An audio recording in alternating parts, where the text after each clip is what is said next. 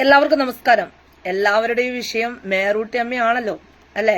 നമ്മുടെ E P ജയരാജന്റെ ഈ വിഷയങ്ങള് ഒന്ന് അവസാനിപ്പിക്കാൻ കണ്ടുപിടിച്ച കാര്യങ്ങൾ കൊള്ളാം, ഭലെ ബേഷ് അല്ലെ, അങ്ങനെ തന്നെ പറയാം നമുക്ക്.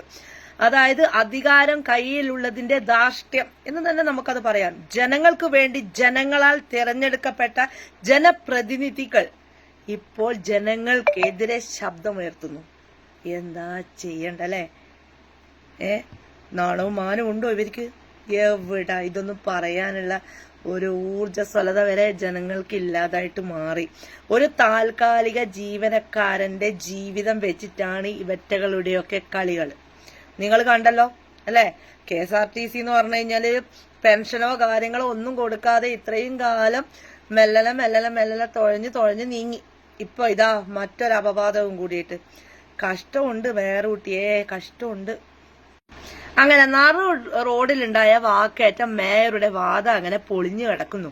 ദൃശ്യങ്ങളൊക്കെ പുറത്തു വന്നു തുടങ്ങിയിട്ടുണ്ട്. ഇനി എന്തായിരിക്കും മേയറുടെ അഭിപ്രായം എന്നാണ് നമുക്കിനി അറിയാൻ പറ്റുന്നത് അല്ലെ. നമുക്ക് നോക്കാം ഇവിടം വരെ പോവും എന്നൊക്കെ. എനിക്കൊരു കാര്യം ഓർമ്മ വരുന്നത് എന്താണെന്നോ, ഈ ശമ്പളമില്ലെങ്കിൽ എന്താ അല്ലേ, KSRTC ബസ്സിലെ ജീവനക്കാർക്ക് പൊതിച്ചോറ് കൊടുക്കുന്നവരാണ് ഞങ്ങള് എന്ന് നമ്മളെ പന്തിയ ചിന്ത ചേച്ചി പറഞ്ഞിട്ടുണ്ട്, ഓർമ്മയുണ്ടല്ലോ അല്ലേ. അതും ശരിയാ. ഒരു ബഹുമാനമൊക്കെ വേണ്ടടോ ഒരു മേറൂട്ടി പോകുമ്പോ. അടിയങ്ങൾ അടുത്തുണ്ട് എന്നെങ്കിലും ഒന്ന് പറയായിരുന്നു. ആ ഡ്രൈവർ ചെയ്ത തെറ്റെന്ന് പറഞ്ഞു കഴിഞ്ഞാൽ ഈ ചങ്ങാഴ്ചിനെ അറിയില്ല എന്ന് പറഞ്ഞു പോയി. അത് ഭയങ്കര ഇൻസൾട്ടായി പോയി മേറൂട്ടി നമുക്ക്. അതാണ് ഇവിടെ സത്യം നടന്നത്. ഇനിയിപ്പോ CCTV ഒക്കെ പരിശോധിച്ചിട്ടുണ്ട്. ഇതിൽ മേഡം പറയുന്ന എല്ലാം വാദം തെളിഞ്ഞു.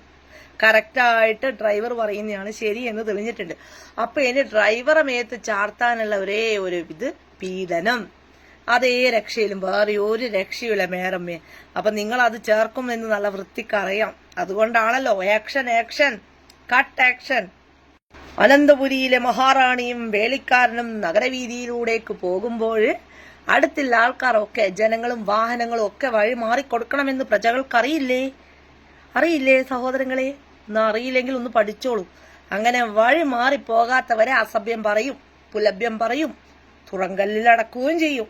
ഇതൊന്നും ചോദിക്കാനും പറയാനൊന്നും ആരും ഉണ്ടാവില്ല. സ്വയം രക്ഷ ആക്കിക്കോളുക, അത്രയേ എനിക്ക് പറയാനുള്ളൂ. സത്യത്തിൽ ആ ഡ്രൈവർ കാണിച്ച ആജ്ഞ എന്തായിരിക്കും അല്ലേ? ഞാനും അതാ ആലോചിക്കുന്നത്. കഷ്ടം തന്നെ മേറൂട്ടി അമ്മേ. ആ വാഹനത്തെ ചേസ് ചെയ്യുകയും വാഹനം ഓടിക്കൊണ്ടിരിക്കുന്ന വാഹനത്തിന് മുന്നിലെത്തി ബലാത്കാരമായി അതിനെ തടഞ്ഞു വെക്കുമ്പോഴാണ് അത് തടഞ്ഞതാകുന്നത്. അല്ല, കുറുകെ കിടക്കുന്നത് അതെനിക്കറിയില്ല. ഞാൻ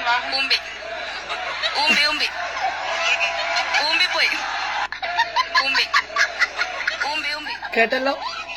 ഇനി എന്തെങ്കിലും പറയാനുണ്ടോ? ഒന്നും കൂടി കണ്ടുകൊണ്ടിരിക്കുന്ന വാഹനത്തിന് മുന്നിലെത്തി ബലാത്കാരമായി അതിനെ തടഞ്ഞു വെക്കുമ്പോഴാണ് അത് തടഞ്ഞതാകുന്നത്. അല്ല, കുറുകെ കിടക്കുന്നത് അതെനിക്കറിയില്ല. ഞാൻ അതറിയില്ല കേട്ടാ. എന്തായാലും കൂതറകൾക്ക് മുന്നിൽ നട്ടല് പണയം വെക്കാത്ത KSRTC ഡ്രൈവർക്ക് ബിഗ് സല്യൂട്ട്. അത് തന്നെയാ മക്കളെ വേണ്ടത്. എന്തായാലും ഡ്രൈവറെ ജോലി ചെയ്യാൻ അനുവദിക്കാതെ വണ്ടി അങ്ങ് തടഞ്ഞു. രണ്ടാമത്തത് ബസ് യാത്രക്കാർക്ക് തടസ്സം നേരിട്ടു അല്ലെ. മൂന്നാമത് മറ്റു വാഹനങ്ങൾക്ക് ബ്ലോക്ക്, അതായത് ബാക്കിൽ വരുന്ന വാഹനങ്ങൾ ബ്ലോക്കായി. പൊതുജനങ്ങൾ ബുദ്ധിമുട്ടേണ്ടി വന്നു. വീണ്ടും പക്വതയും പാകവതയും ഇല്ലാത്ത കുട്ടിയാണെന്ന് താൻ എന്ന് മേറൂട്ടിയമ്മ തെളിയിച്ചു കൊണ്ടേയിരിക്കുന്നു. മേറു വാവ എന്ന് നമുക്ക് പറയാം അല്ലെ. എല്ലാവർക്കും അങ്ങനെ തന്നെ പറയാം. വെറും മ്ലേച്ഛകരമായിട്ടുള്ള പ്രവൃത്തി. അതിനെ ഞാൻ 100% അസംബന്ധം എന്ന് തന്നെയാണ് ഞാൻ പറയാൻ ആഗ്രഹിക്കുന്നത്. ഇതൊരുമാതിരി സ്കൂൾ പിള്ളേരെ പോലെ ആയിപ്പോയി. കൊഞ്ഞണം കുത്തി സ്വയം നാറാണക്കല്ലെടുത്തു എന്ന് തന്നെ വേണ്ടിക്ക പറയാം. ഞാൻ എന്തായാലും ഡ്രൈവർക്കൊപ്പമാണ്. ആ ഡ്രൈവർക്ക് ബിഗ് സല്യൂട്ടാണ് ഞാൻ പറയുന്നത്. കാരണം അവരവരെ നട്ടൽ ആർക്കും മുന്നിലും പണയം വെച്ചിട്ടില്ല എന്നുള്ള ആ ഡ്രൈവറുടെ ഇച്ഛാശക്തി, അതിന് ഞാൻ ഒരു സല്യൂട്ട് കൊടുക്കുന്നു. അതാണ് വേണ്ടത്.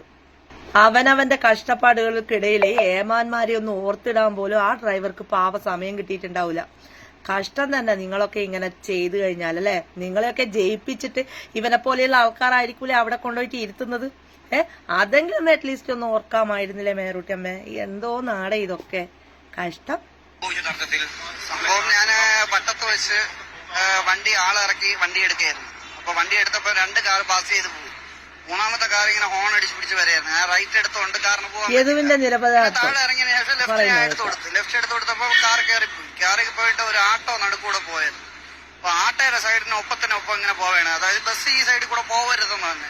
ഞാൻ കയറുമെന്ന് കാണുമ്പോഴത്തേക്ക് ബ്രേക്ക് കൂട്ടുന്നു, പിന്നെ എടുക്കുന്നു, ബ്രേക്ക് കൂട്ടുന്നു, പിന്നെ എടുക്കുന്നു. അപ്പൊ ഞാൻ നോക്കിയപ്പോ കുറച്ച് താഴെ പ്ലാമൂട് സിഗ്നൽ എത്തുന്നതിന് മുമ്പ് കുറച്ച് താഴെ നല്ല വീതിയുണ്ട്. അപ്പൊ ഞാൻ ലെഫ്റ്റ് സൈഡ് ഇൻഡിക്കേറ്റർ ഇട്ട് ലെഫ്റ്റ് സൈഡിൽ കൂടെ ഓവർടേക്ക് ചെയ്ത് കയറി കാറിന്റെ ഫ്രണ്ടിൽ അങ്ങ് പോയപ്പോ പിന്നെ ഈ കാറ് ലെഫ്റ്റ് സൈഡിൽ വന്നിട്ട് പ്ലാമൂട് ആ വൺ വേയില് ബാക്കിൽ നിന്ന് ഈ ഇടത് സൈഡിൽ തന്നെ ഹോൺ അടി. എന്നിട്ട് അവിടെ നിന്ന് നേരെ പാളയം വരെ ഇത് ബാക്കിൽ നിന്ന് ഹോൺ അടിയാണ്. ഞാൻ ആളെ നിർത്തി ഇറക്കുമ്പോ ബാക്കിൽ നിർത്തുന്നുണ്ട്, കയറി പോകുന്നില്ല. ഒതുക്കി നിർത്തിയിട്ട് കയറി പോകുന്നില്ല. അപ്പൊ ഞാൻ വിചാരിച്ചു ഇതെന്താ പാടെന്ന് വെച്ചിട്ട് ആലോചിച്ചുകൊണ്ട് നിന്നപ്പോഴത്തേക്ക് നമ്മളെ ഹാബിലറ്റിന്റെ അവിടെ സിഗ്നൽ റെഡ് ഓറഞ്ച് എത്തിയപ്പോ ഞാൻ കയറിപ്പോയില്ല. നിർത്തി റെഡ് കത്തി അങ്ങ് ഓഫ് ചെയ്ത് ഹാൻഡ് ബ്രേക്കും ഇട്ട് ഒരു കാറ് ലെഫ്റ്റ് സൈഡിൽ കൂടെ കറങ്ങി നേരെ സീബ്ര ക്രോസിൽ നേരെ കുറുകെ ഇട്ടേക്കണം. ആ വീഡിയോ ഞാൻ അയച്ചിട്ടുണ്ടായിരുന്നു. അപ്പൊ നേരെ കുറുകെ എടുത്തിട്ട് അവര് പറയുന്നതെന്ന് വെച്ചാൽ നേരെ ഇറങ്ങി ഒരു പയ്യെ ഇറങ്ങി ഒരു താടി വെച്ച് ഒരു വെളുത്തൊരു പയ്യെ ഇങ്ങനെയാണോ വണ്ടി ഓട്ടിക്കണം? എന്റെ അച്ഛന്റെ വകയാ റോഡ്. ഞാൻ പറഞ്ഞ നിങ്ങളുടെ അച്ഛന്റെ വകയല്ലല്ലോ റോഡ്. നിങ്ങളല്ലേ റോങ് ആയിട്ട് വണ്ടി ഇട്ടേക്കുന്നത്. ഒരു വണ്ടി പോവാൻ തടസ്സമായിട്ട് ഇത്രയും യാത്രക്കാരിയ്ക്കില്ലേ, അവരെ കൊണ്ട് ഇറക്കാണ്ടല്ലേ, അത് സംസാരിക്കാറുണ്ട്. നീ വണ്ടി ഇങ്ങനെയാണോ ഓട്ടിക്കുന്നത്? ഇങ്ങനെ ഭയങ്കര റാഷ് ഡ്രൈവിംഗ് ആണ്. ഞാൻ പറഞ്ഞു നിങ്ങളാണ് റാഷ് ഡ്രൈവിംഗ്, നിങ്ങളാണ് ലെഫ്റ്റ് സൈഡിൽ കൂടെ വന്നത്. ഞാൻ കറക്റ്റ് എന്റെ റോഡ് വഴി ഇങ്ങനെ വന്നുകൊണ്ടിരിക്കുകയാണ് എന്ന് പറഞ്ഞപ്പോഴത്തേക്ക് പറഞ്ഞ അപ്പൊ വേറൊരാള് മുണ്ടെടുത്ത ഒരാള് ഇറങ്ങി വന്നു.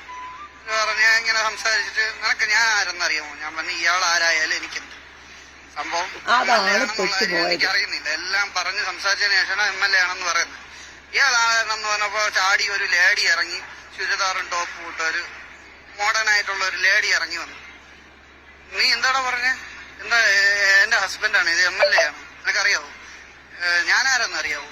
ഞാൻ പറഞ്ഞു മേഡം ആരായാലും എനിക്കത് ഒരു കുഴപ്പമില്ല, നിങ്ങൾ വലിയ ആൾക്കാരായിരിക്കും, നമ്മുടെ ഭാഗത്ത് ക്ലിയർ ആണ്.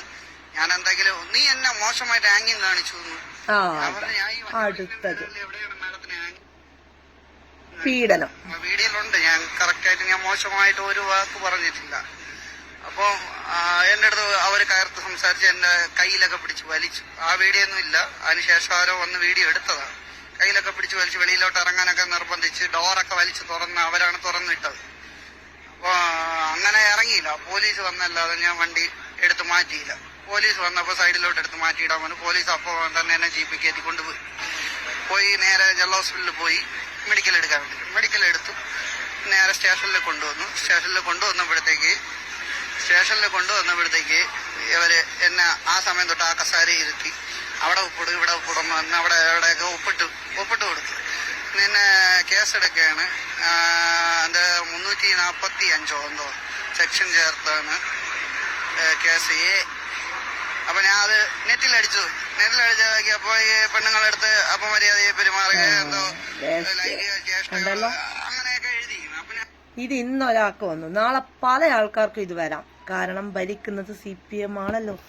കണ്ട് തന്നെ കാണാം. നാണവും മാനവും ഇല്ലാത്ത മേറൂട്ടി അമ്മേ, നമസ്കാരം.